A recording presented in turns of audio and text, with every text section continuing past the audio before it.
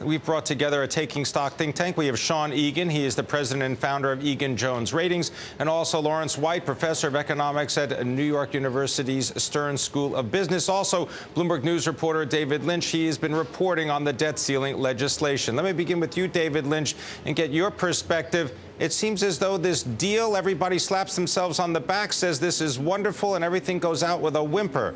What's the reaction in Washington to what happened on Wall Street today? Well, I think what you're seeing is the market's looking ahead and realizing that however great an accomplishment the deal is in terms of taking that first step on the debt and the deficit, it is going to hurt growth in the short term. Economists on Wall Street at firms like J.P. Morgan are saying maybe 1/10, maybe 0.2% off GDP next year, and that will add to contraction coming from the government sector as the stimulus peters out, the payroll tax holiday ends, and other measures designed to get the economy going go away. Sean Egan, come in on this. You heard what David Lynch says, the 2% payroll tax holiday, that goes away January the 1st, 2012. So taxes will go up for people. Some estimates are that about $120 billion will come out of the economy as a result of that. Does this deal make economic sense? It was the best deal that could be cut. Unfortunately, there's a tension between cutting the overall debt of the country versus stimulus. And I think a lot of investors are looking at the relatively tepid GDP growth, both for the first quarter and for the second quarter, and concluding that the prospective growth is going to be a lot less than they expected. Lawrence White, do we have a deficit attention syndrome, that everyone has been focused on the deficit, but no one's been looking at the economy? You had the personal spending numbers come out today, declining 0.3%. We're back to November. Well, we do have this short-run problem, and let's hope it's just short. A lot of fears are it's going to become a medium-term problem of a very soft economy. Under normal circumstances, we would expect fiscal actions, since we've pushed just about as hard as we can on monetary, but we can't get a lot of fiscal stimulus because of where we are in the politics as well as where we are in the debt situation. So we're not in a very good place, and that's what the markets are telling us. Lawrence White, earlier today, Martin Feldstein, Harvard University professor, speaking with Tom Keene, said there's a 50% chance that we go back into a recession. What do you think?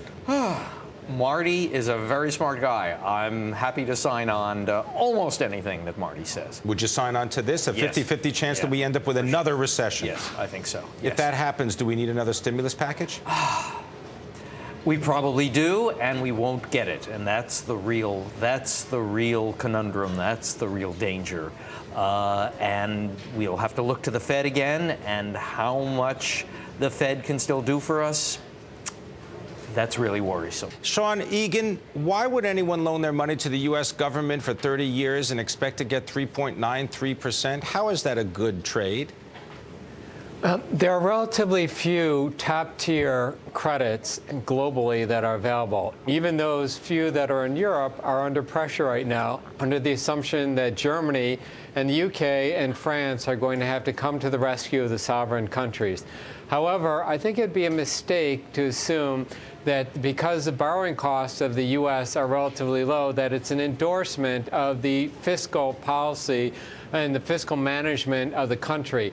Oftentimes you see borrowing costs gap out fairly quickly over time. Fortunately, the U.S. remains fairly strong, and hopefully it will continue to do so for the time being. David Lynch, in a story today on Bloomberg News, you write about this sort of confluence of events that exists. On the one hand, the debt deal, it gets done, but the economy seems to be stalling out. Is there a possibility, have you heard anything in Washington about any new stimulus plans, any kind of government programs to help the economy? Well, I think stimulus, after the events of the last couple of years, is really the word no one speaks in town anymore. It's become sort of a toxic noun. And so the idea of fiscal stimulus, I think, is pretty difficult to imagine, certainly in any sizable sense. Perhaps at the end of the year, if the economy is still as weak as it appears today, discussion of continuing that payroll tax cut, which the president is trying to continue, that could ramp up. But I think the pressure will be on the Fed for some sort of QE3, even though expectations of that being able to do anything dramatic in terms of job creation, I think, are pretty muted. Lawrence White, have we gotten exactly what we deserved? You talked about what was going on with QE2, the stimulus package there by the Federal Reserve. But as Julie Hyman was just indicating, people are going ahead and buying Treasuries anyway. They're doing the work of the Federal Reserve. In some sense, that's really right. But, gee, I think, as Mr. Bernanke would tell you, he can always try to do a bit more, try to push the 10-year note interest rate down a little bit lower, the 5-year rate. But would that really do anything for the economy? Well, so as long as things stay soft, it can't hurt. Of course, the fear is always that at some point, all that money sloshing around creates inflationary pressures. But if the economy stays soft, it's hard to see how that inflation happens. Well, because we live in a global world, right? I mean, we could import inflation in terms of commodity prices. No, I mean, right. I mean, you know, if Saudi Arabia went up in flames and the price of oil went to $200 a barrel, all bets are off at that point. Or bad harvests of wheat or corn or other major crops. All right. Then we have a big problem. Let's talk a little bit about theory. In a perfect world, we wouldn't have to worry about it, but indeed, it is imperfect. So what is the theoretical basis for reining in the deficit, controlling the debt ceiling at a time when you have very lackluster growth? Right. It goes to this notion of what's called an expansionary fiscal contraction. And it's something that conservative economists and Republican economists on Capitol Hill have been pointing to. And the idea being that if the government gets out of the borrowing markets or reduces its borrowing, it frees up resources for the private sector.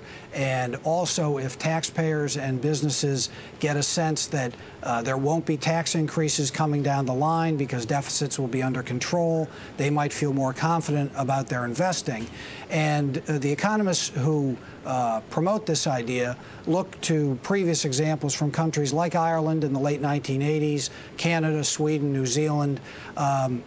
But the pushback that they get from sort of traditional Keynesians is that the circumstances, particularly, say, in the Irish case of the late 1980s, very different than what we face today. Ireland at the time was coping with double-digit interest rates. So by getting the government's borrowing down, you could really envision and did, in fact, see interest rates coming down, making capital more available for the private sector, which could lead to job creation. Circumstances are a bit different today.